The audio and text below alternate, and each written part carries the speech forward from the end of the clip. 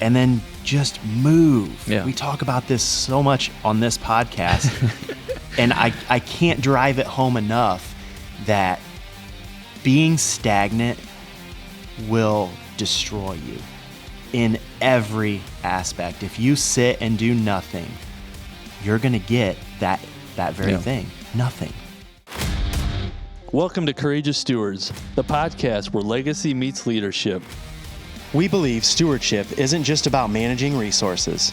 It's about multiplying impact, honoring purpose, and building with eternity in mind.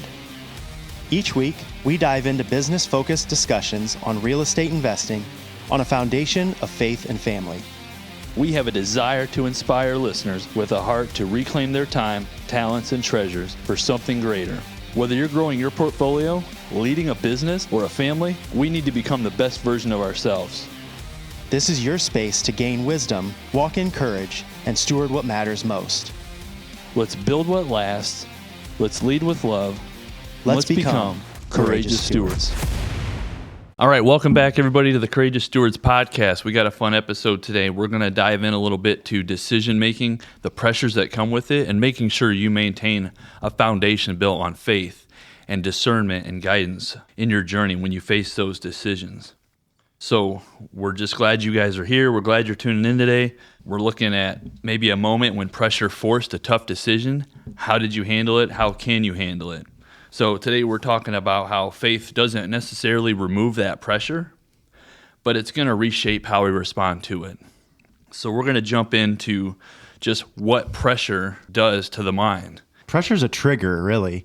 It creates this idea in your mind of almost like a fear of failure. You know, when you're constantly under pressure, you have this thing in the back of your mind that if I make the wrong decision, that I'm going to fail. And you almost forget that the entirety of your life is about decision making. Some of them are under pressure and some of them are very easy to make. But if you can get this idea that using faith as your guide and stepping back, giving yourself some opportunity to reflect on the situation for a short amount of time, and then trusting that God has his best interest in mind through you. And if you'll allow him to guide you, then you kind of lose that pressure or that concern. It's almost like, okay, yeah, if I'm walking through this life with a desire to pursue the ultimate goal that God has for my life, then it really takes the pressure off of your decision making. I guess that's kind of how I look at it in my own life, I guess. Yeah, I totally agree. I think coming from a posture of calling brings clarity to a decision. There you go. So when you operate from a calling, it comes with clarity. I think sometimes, like when you are faced with a pressure-based decision, the issue with the pressure-based decision, sometimes they're fast, and it feels like you're surrounded. If you remember the Jurassic Park movie, I'm dating myself here, but it was the scene where he's in the woods and he's got that shotgun with a folding stock and the raptors come at him from the sides. And he's like, clever girl, he's surrounded. So it's fight or flight. And that's how most of us operate on these decisions that maybe come on our plate quickly and create pressure. Yeah. And it doesn't have to be that way for 99% of our decisions. You really can just go assess the situation, take a breath, let that emotional trigger response, because it's passing through that emotional part of your brain first, of fight or flight, let it get up to the front of your brain where there's cognitive reasoning, logic, and go, okay, the best decision here is this. And like you said, pray, ask for guidance, ask for discernment, make sure it's on a foundation of faith, because whether that thing works out or doesn't work out, God has to be at the center of it, because then there's something there that you're either being shown or there's a blessing on the other side. Yeah, pressure can be almost like an emotional overload if you'll allow it to be. But on the flip side of that, you can use faith as a stabilizer to bring you back to what becomes your reality. A lot of people will not allow faith to help them to make their decisions. On the contrary, they feel the need to control every aspect through their own mind, through their own understanding, rather than use faith as a stabilizer to recognize that it all belongs to him anyway. Yeah. And so it's more important to pause and make a decision based on faith rather than what you believe is the best decision for you and your family and your future. I mean, the Lord's given us the ability to reason and make wise decisions, but the wisest decision in my mind is to allow him to speak to me about a specific situation and not think that I just have to make the decision on my own because it's presented in front of me. And so it's so funny because most of us, myself included, we have a desire, just like you were saying a minute ago, we want control. The problem is we desire control over the outcome. Mm-hmm. We have no bearing in the outcome. We never did. We think we do, but we don't. So our desire to control the outcome is a fallacy. You're going to trick yourself and you're going to frustrate yourself every time. The best way to manage and to use control, or the thing you do have control over, is yourself, your emotions, and how you respond to whatever the decision is, whatever the outcome is. And you were talking about just faith and letting God guide it. So Proverbs 16:32 reminds us that it's better to be patient than powerful, and better to have self-control than to conquer a city. Like, there's a lot there. Like, that's heavy, and you've got to really meditate on that, because self-control is so hard to do on an emotional, pressure-based decision. Because our thing is emotional response, right? Or reaction, actually. I should use the word reaction. Because response has more to do with taking time, thinking it through, and responding to it. So how can we use faith as a stabilizer when decisions are in front of us, when we're facing complicated situations and we have to make hard decisions? What are some stabilizers through faith that we can use to make those decisions wise, maybe more guided through his eyes rather than ours? Yeah, I think that's a great question, and we've talked about it in regards to who we work with. Like when you think about in business, right? It's who is that person? Well, that's identity. So the first thing we do is, just like you've been saying this whole episode, is like, I need to go to God first, and he knows he's given me my identity. Go back to that. Go back to the roots of how God created you and what he created you for. Yeah, so number one's identity. Your identity. You've got to go back to him for that. And then your values. This is internal. This is something you know. What do you stand for? What is your character? What is important to you? And what do you expect out of others? I think a lot of times. We're so quick to tell everybody else how to change or what they need to do. It's like, well, what are you doing and how are you reflecting? Right. And then guidance. You're going to need some direction and some guidance. And that's discernment. And that's where you go to God with the actual prayer, the request, the heaviness, the decision. God, I found myself in a situation. Maybe there's an opportunity and you're like, I don't know if this is the right thing, if I should go into this. Just ask him for his guidance. So really those stabilizers in regards to that decision that needs to be made comes down to having a relationship with God and asking him for the identity that he has in you, your values, and then his guidance. And that's going to bring so much peace to the decision, because it isn't something you tried to figure out on your own. Yeah. You go, God talked to me, spoke to me, and gave me that. Absolutely. And I feel two of these are almost prerequisites, whereas the third, guidance, is something that's kind of an active and ongoing step. But values and your identity should be defined early on. It's something that you should grab a hold of well before you are in a position where you have to make decisions that are more complicated, because then you revert back to those. You look at the situation, you go, well, what is my identity rooted in? And what are my values? I've already defined them. Let me go back and look at what these are. And a lot of times that'll bring the clarity to you that you need to ask for the proper guidance and then make the decision. Yeah. But if you define those two, identity and your values, ahead of time and can go back to them on a regular basis and even just remember them, make them simple. Yep. They don't have to be some complicated 3-page document that you have somewhere hidden away and you go back and read.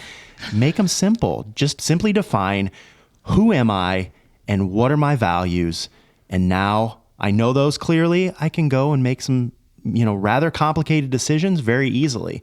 It used to be, for me, I had a much harder time making decisions early on. I would, worry about, is this the right one? Is that the right one? What do I do? And now I've gotten to a point in my life where I can look at a decision and see a clear, defined yes and no. Like, we need to go this way. We don't want to go that way. Yeah.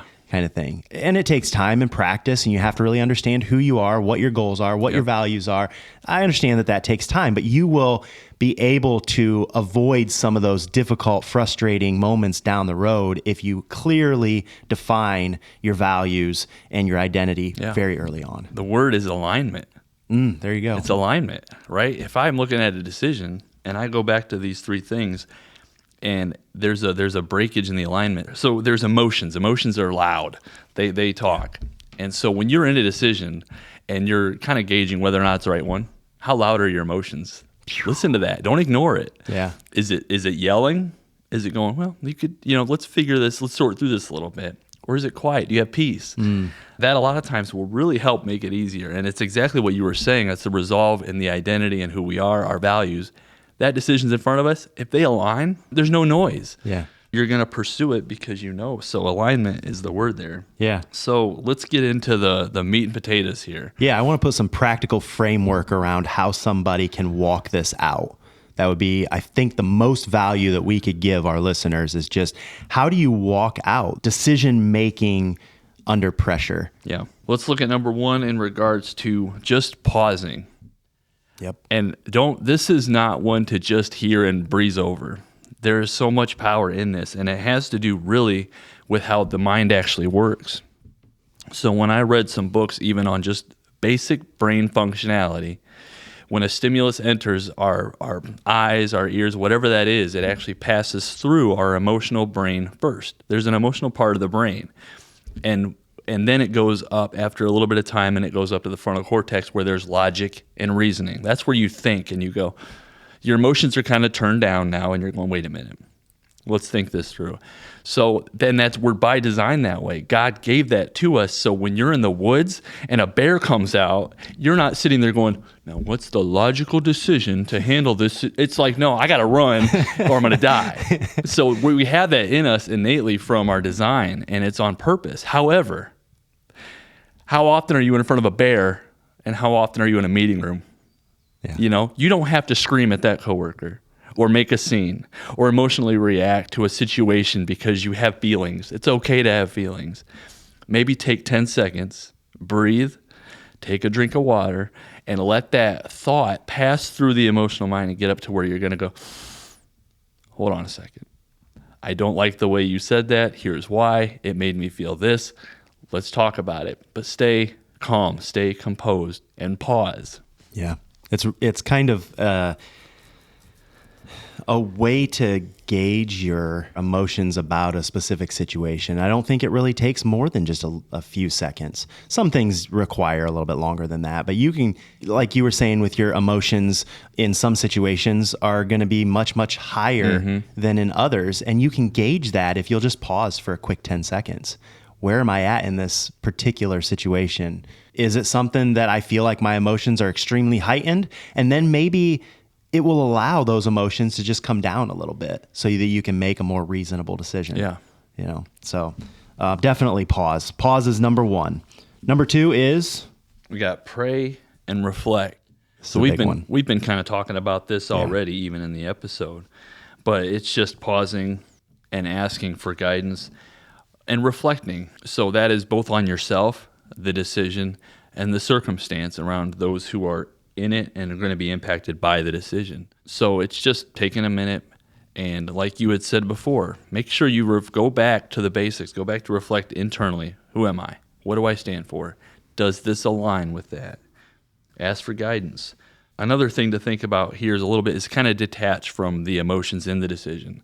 So you have that opportunity, it's in front of you. You're excited. You're like, I want this thing, or this opportunity's here. Or maybe you're like, no, I'm absolutely not doing this. Well, hold on a second.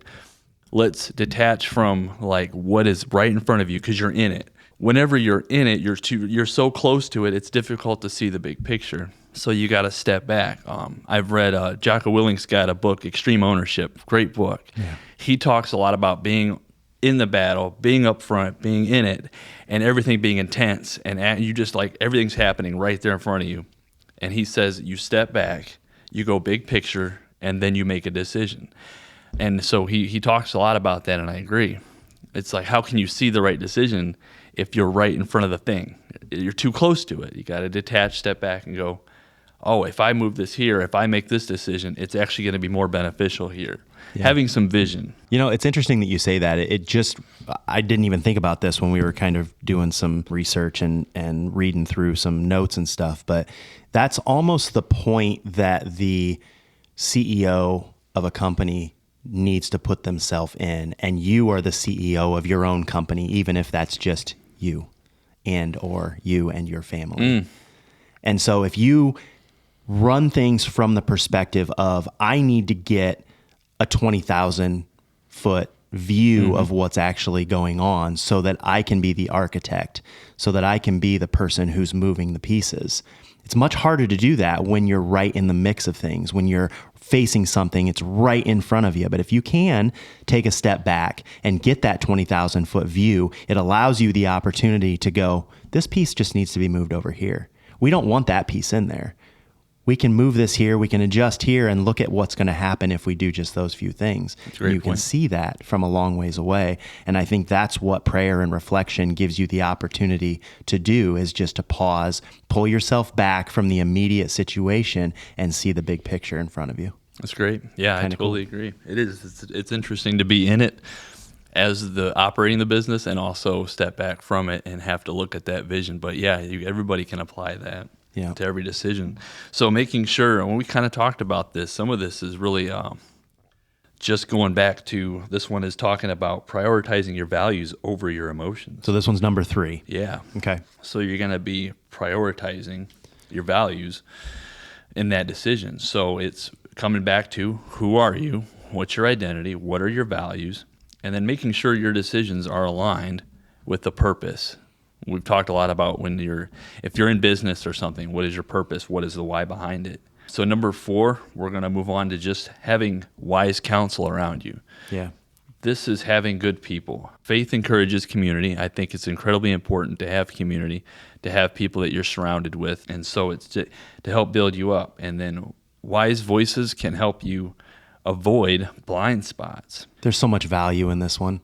I mean, just an unbelievable amount of value. If you think you're going to do everything alone, you're lying to yourself. Yeah, good luck. You need wise counsel around you. Yep. And I'm not talking about your buddy that you grew up with, that you go to the bar and drink with occasionally. That's not wise counsel. That's a friend. That's fine. Whatever. I would encourage people to be very cautious about the circle that, as you grow and learn and improve your life and your skills and the direction that you're going, you want to surround yourself with people who are better than you. Yeah. So don't keep going back necessarily to the familiar, I guess, to the comfortable. You put yourself out there a little bit, find wise counsel, people who know things that you don't, who have done things that you haven't. That's really what we're getting at here, is seek out those people that you are confident can pour into you to help you make the better decision that you don't necessarily know how to do on your own. So I got 4 things. Okay. I got 4 things. It's going to be really direct. I got 4 things. Cool. Pray. Of course. Before you go looking for counsel. You need to find good people. This is character, integrity, transparency. Number 2 or number 3, you're going to have, you need to find people that are doing it better than you are. 100%. You need to find people that are doing better. That should be your circle. That's your smart. And then the last one is experienced. They need to be experienced in whatever it is you're doing, and they need to be more experienced than you at what you're doing. Believe it or not, if you lean into those 4 things, by the time you get to experience, you are going to then become the person who's experienced to reach back and pull somebody else up. It happens very quick. Yeah. It happens very quick. Who's in the position that you were in not that long ago. Because you're looking for character, you're looking for smarts, and you're looking for wisdom. Mm-hmm. And you have to go get those.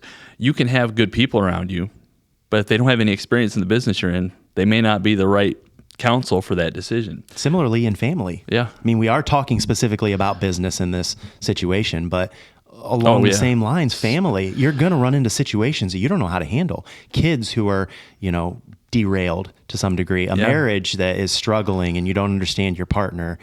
Get yourself around people who have done it for 20, 30, 50 years. Go talk to a grandparent that you know that's still married to the same person and ask them, how would you handle the situation that I'm in now? I guarantee that most grandparents would love to sit and chat with you about maybe some wisdom that they've gained over the years that would very possibly save your marriage. No, that's good. Yeah, all aspects of life. You could follow that same thing. Yeah. That's awesome. Good stuff. I'm sorry I interrupted you right in the middle of your thought. No, that was pretty much it. It was character, smarts, and wisdom. And I love that you mentioned family, marriage, because people are so quick to go to their friends for their relationship advice. Oh. Be happy. Do what makes you. It's like, that's crazy. Just leave her. On this, yeah. How many times have we heard that one? My gosh, it's like too many. And that on the surface, it's like you go, oh, that makes sense, because all you're doing is you're in emotions, right? Yeah. Instead of going, wait a minute, this is a journey. There's got to be a way that God can do a work in this. Yeah. And so there's another note so actually that when you just said that came to mind that we didn't hit on for number 3, and that is that emotions are real, but they're not always reliable. Your emotions are not necessarily the thing that you should make a decision based on. Absolutely. Almost never, really. I'm glad you brought that one up. They're real. I mean, you can have those emotional feelings, but they're not always the reliable thing that you should base a decision on. Yeah. So you can have feelings and not react to them. You know what I mean? Depending on the feeling. I'm glad you brought that one. Yeah. So back to number 5, unless you have anything else for 4. No, and then just act with confidence. I think this is important, that once you've kind of had that discernment, you've been given the direction, if you really find yourself, like we talked about earlier in that calling, man, you want peace and joy in a decision and boldness. It comes when you recognize that this is something you were called to do, or the decision has been really guided by God in your heart, and you just have peace about it. Then you can move into it boldly. Even when those around you are going, I don't know if I would do that, or I don't know if you should do this one, you go, it's okay. I know, and I go boldly and confidently now into that decision because God has put it on my heart that this is the next step. Yeah. Yeah. There's been several times, you're a little bit earlier on in your real estate journey than I am. And there have been several times when you have come to me and said, I don't know what to do about this. And I look at the situation, you give me A, B, and C as scenarios, and I'm like, B. I don't have to think about it at this point in my journey. I just know, like, of those, that's the one right there. And you're just kind of like, maybe this one or maybe that one. And, I don't say that to say that I know the thing. I'm just saying, like, putting yourself in a position where you surround yourself with good people who maybe have done and experienced some of those things. Couple that with the ability to take it to Christ and kind of understand the bigger picture, and then just move. Yeah. We talk about this so much on this podcast, and I can't drive it home enough that being stagnant will destroy you in every aspect. If you sit and do nothing, you're going to get that very thing, nothing. So be bold, take action, put these other steps in place, work through them, pause for a little bit, pray, reflect, get God's heart on the situation. Ultimately, we talk about this, it's a stewardship opportunity to begin with. It's His anyway. So you really want to gain Christ's heart on the matter. But He's put it in your heart for a reason. He's given you this path for a reason. He wants you to step through the door boldly. Yeah. Put the things in place. Prioritize your values. Get your emotions in check. They're not always the best, most reliable decision maker. Get counsel around you that can encourage you. Try to guide your decisions. Not guide them for you necessarily, but just encourage you, maybe point you in a different direction. Just kind of grab your shoulders and turn you and say, maybe that's the one. If you think about somebody behind you, almost like God, you have these 3 decisions in front of you, and it's like you're just kind of back and forth, and somebody just comes up behind you and grabs your shoulders and goes, B. Yeah. That's the one. You're like, oh, okay, let's go. Time to go. At that point, it's let's take action. Move boldly. That's the way I see it. So, real life scenarios. When it comes to real life scenarios, business pressure comes. Sometimes the deal seems like it's going to be really challenging, and it's going to. The one I think of is when we went up 5 doors on a deal, but I was so early in my portfolio, we had to dip into the line of credit just to pay the mortgages that month that we bought that deal. Like, it wiped us and then some. And I still can't believe we did it. But with prayer and discernment and guidance, God's like, I've been providing to this point. The deal's in front of you. This one's going to make sense. And so I still had peace about it, and I did that. And it was a lot of pressure, a lot of uncertainty, went against everything in my typical thought process and my desire to control. But I still had peace about that. The pressure was on for sure, because I don't recommend anybody do that, do that decision, but I did it. And it came with a lot of praying and reflecting and being like, okay, we're going to do this. And it did work out. But just because the decision was right for you doesn't necessarily mean that it's right for everybody else. Absolutely not. But it could still be right for you. I mean, that very scenario you just said, I wouldn't necessarily recommend anyone else do that very thing, but it was the right thing for you. And now you look back. I had faith in that season. Yeah. And you were willing to move boldly because of it. Yeah. It went against the grain. So that might be an example for the business pressure decisions. I kind of have one on the family side, and that is when my wife and I were kind of early on in our marriage. We moved to Arizona. We started a business out there. It went well for a while, then it fell apart. We lost pretty much everything through the process, and we were almost 6 years into our marriage, and we wanted to start having kids, settle down, figure out life, because we were just very active at that point.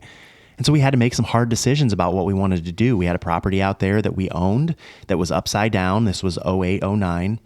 And yeah, it really messed us up. We had to make some decisions about short selling that property. We sold it for like $60,000 less than we owed on it. Luckily, the bank agreed to it. We moved back to a small town from a big city. You think, big opportunity, big city, lots to do, and we can grow here and we can make it big. And it just wasn't the reality. We moved back into a garage in our hometown. Nothing to our name really at that point, and we just started building again. It was almost like we had to completely start over, but it was a series of hard decisions. We have to do this, and then we have to do this, and then we have to do this, and now it's grown into a wonderful life. I can't even imagine having it any other way now at this point, but looking back, I would have thought the same thing. There's absolutely no way that I'm ever going to get back to there. Mm-hmm.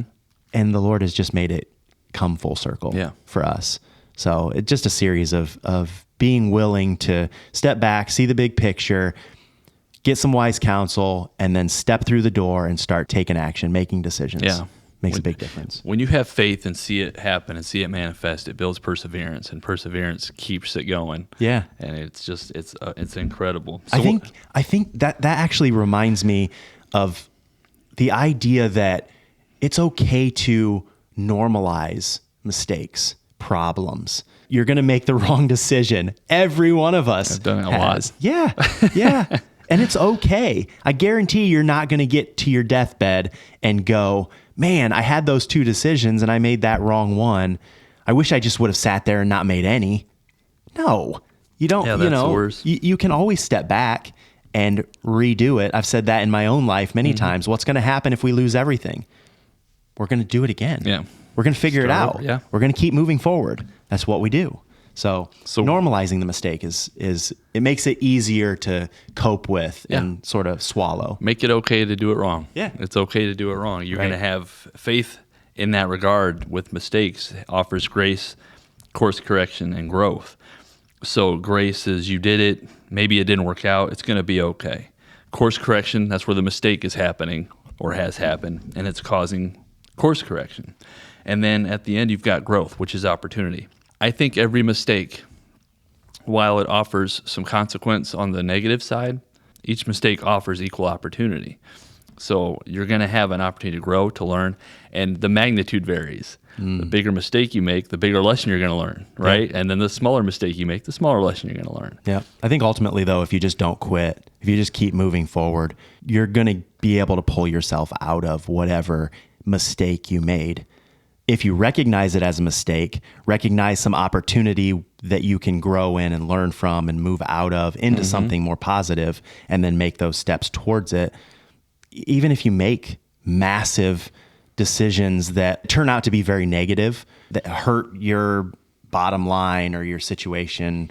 Every situation is going to be a little bit different. But if you're able to kind of roll with those bad decisions and turn them into a new decision in a different direction, eventually you learn to dig your way out of problems. And so it's not such a catastrophic failure if you can look at it from that perspective, where it's not a big deal. Like, we can figure this out. We're going to make it work. So what are some daily habits that we can practice to help to kind of strengthen our faith so that we're able to put into practice these 5 different practical framework decisions? Yeah, so I think you're looking at just creating new habits. We've talked a lot so far. Morning reflection and prayer. I usually get up. I'll do a really small devotional, something easy, just to recenter myself, a quick prayer, and then I start my day. So I think having a morning of reflection and prayer puts God first. If you wake up and start with God, you're going to end with God, and that He's going to be in the day. And I want to make sure that I'm doing that. This one I like a lot, journaling decisions and outcomes. Feedback. I love feedback. It's important. I want to make sure I'm critiquing myself, my wins, my losses, what I did and what I would do differently. So I really find a lot of value in journaling decisions and outcomes. Staying connected to community. Keep talking to people around you. Jake, you've given that example. You've been that for me. Even you and I will just sit down. If I've got a deal that maybe is coming up, I'm going to sit down and just pick your brain for a minute. Of course. Hey, man, peek at these numbers. Because I may have an idea, but if you sit down and you go, absolutely, it's affirming. I now got more experience sitting down and going, yes, I would concur with that. Or, no, that's crazy. You need to do this one. So making sure you stay connected to that community that you have around you. And man, I love this one is pivotal. Probably the most important. It's everything. Your attitude is everything. Having an attitude of gratitude. All the time. Yeah. Every day, all the time. I don't care what you're in, if it's good, if it's bad, if you're winning, if you're losing. Thank God for what it is that you have, because it comes from Him. It belongs to Him. So just being thankful in all things. Yeah. It makes the wins so much better than they would have been if you had the dissatisfied taste of entitlement all the time, where you're like, oh, I finally got that thing. Instead, it's like, I can't believe I struggle sometimes with having nice things, because I don't feel like I deserve it, because I'm so thankful for all I already have. That's a really good place to be. It's just having that attitude of gratitude. Yeah. If you're always looking at things from a grateful perspective, man, it's really hard to struggle through life. It almost doesn't even exist, that struggle, because you don't even see it. You're constantly looking at things from a grateful mind, a grateful eye. It's a perspective of abundance instead of lack. Yeah, it's in Scripture. Even when Adam and Eve were in the garden, and God never said anything about everything. He's like, don't eat from that one tree. Right. Well, that garden had a ton of trees in it, and there was abundance, but they were so focused on the lack that they went after the one thing that they weren't ever supposed to have. So they didn't have that. Well, that's okay. That gratitude, because there was an abundance. So we have to maintain that perspective. Yeah. A couple of things to kind of close with. I think we need to understand that pressure is inevitable. We are going to come up against situations that create pressure in our own mind and through our own emotions. Understand that pressure is able to be offset through faith if you learn to practice some of the tactics that we've talked about here today. Faith will provide clarity. It'll give you peace, ultimately clear direction if you lean into it. I wanted to read a scripture here to kind of close this podcast out. It comes from Hebrews 11, which is the faith chapter. And it's verse 6, and it says, "And without faith it is impossible to please Him. For whoever would draw near to God must believe that He exists and that He rewards those who seek Him." I think that very last part is the part that stuck out to me, in that the Lord rewards those that seek Him.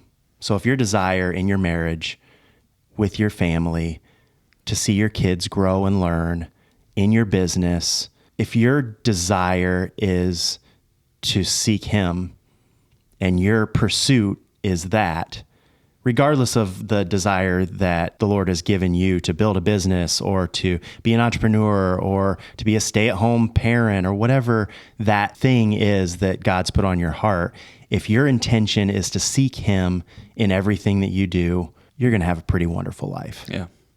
Even if it's hard, and it very well may be. Paul's life in the Bible was extremely hard. Yeah. And he lived in a place of gratitude, seeking the Lord in everything he did. And I mean, wow, he's probably one of the most well-known pastors, I guess you could call him, ministers in history, and he accomplished so much, which I think all of our listeners can do too if they lean into faith and not allowing their emotions to overcome them, but to make decisions through faith. So I hope that this was encouraging, and we look forward to bringing you more episodes. Lean into some of this information. Hopefully you can gather something from it. Go find us on our social platforms. We love to chat with you. You can drop a question or a comment on maybe a situation that you've dealt with, that you've used faith to help make a decision, and how you have used this practical framework for some of your decision making. Hopefully this helped you guys. We look forward to bringing you another one. We love you. We'll see you on the next one. Thanks for joining us today on Courageous Stewards, where legacy meets leadership and faith fuels the journey. If this episode stirred something in you, share it with someone who's ready to step boldly into their calling.